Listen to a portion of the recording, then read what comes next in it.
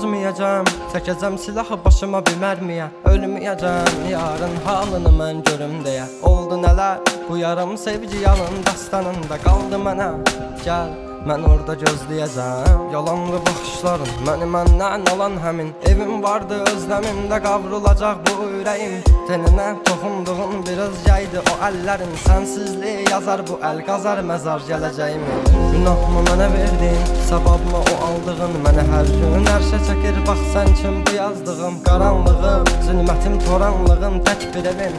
Sən idin alan məndən etdi batdı gülüşləri. Dərinlərdə yaz vardı gözlərimdə yaş aldı. Taqət məndən yarım çox yorulmuşam. Dünənin qaranlığında sabahın bir şəfəqində hər şeyə avunduğumdan ağrımla çox oyanmışam. Sevginə deyil bu yollar, ölümlə burun-burunayam. Məni sən anlamırsan anlayacaq çox adamım var. Yazıldı yarım mahnılar, yaralara duz basarmışam. Qanadımı qıran biri ilə mən çoxdan vedalaşmışam.